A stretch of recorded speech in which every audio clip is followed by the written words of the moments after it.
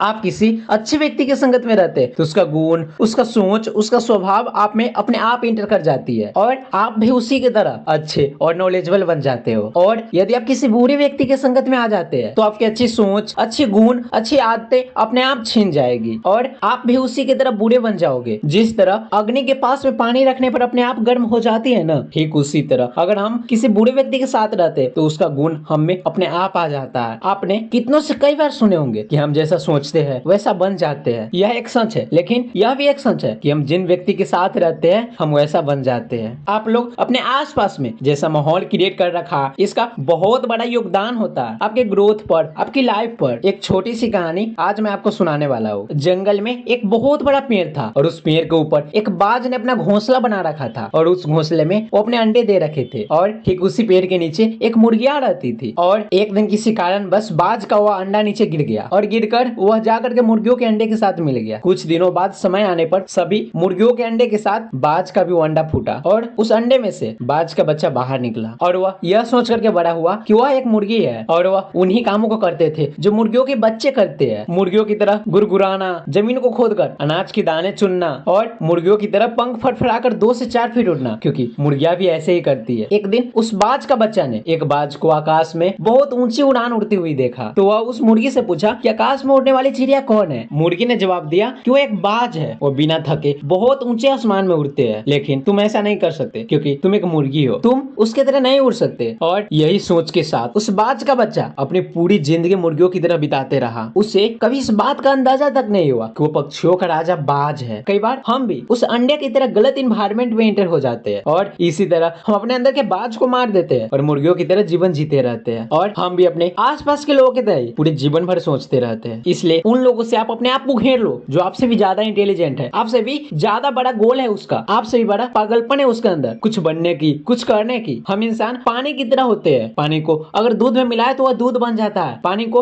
अगर शराब में मिलाए तो वह शराब बन जाता है और यही पानी को अगर नाले के साथ मिलाए तो वह नाले का पानी बन जाता है। इसलिए जहां मिलोगे वैसे बन जाओगे, जिसके साथ रहोगे वैसे बन जाओगे। आपके सफलता में या आपके असफलता में उन लोगों का भी बहुत बड़ा योगदान है जिसके साथ आप हमेशा रहते हो। अगर आपके अंदर कुछ जुनून है, आप अपने जीवन में कुछ करना चाहते हो तो हमेशा उन लोगों के साथ रहिए जिसके बड़े सपने हैं, जो मेहनत करते हैं, जो हमेशा पॉजिटिव सोचते हैं। पत्थर के टुकड़े को जब एक लोहे के साथ बांधा जाता है तो वह बाल्टी भर पानी में भी डूब जाता है, लेकिन वही पत्थर को जब लकड़ी के साथ बांधा जाता है तो विशाल समुद्र में भी तैरता है। अब सवाल करो आप अपने फ्रेंड सर्किल में कि कौन लोहे है और कौन लकड़ी है, कौन आपको डुबाएगा और कौन आपको डूबने से बचाएगा, किसके साथ रहकर आपका फ्यूचर बनेगा या किसके साथ रहकर आपका फ्यूचर बिगड़ेगा। और हाँ, अगर आप कुछ बनना चाहते हो, विशाल समुद्र में तैरना चाहते हो तो इन मुर्गियों या लोहे का साथ रहना छोड़ दो।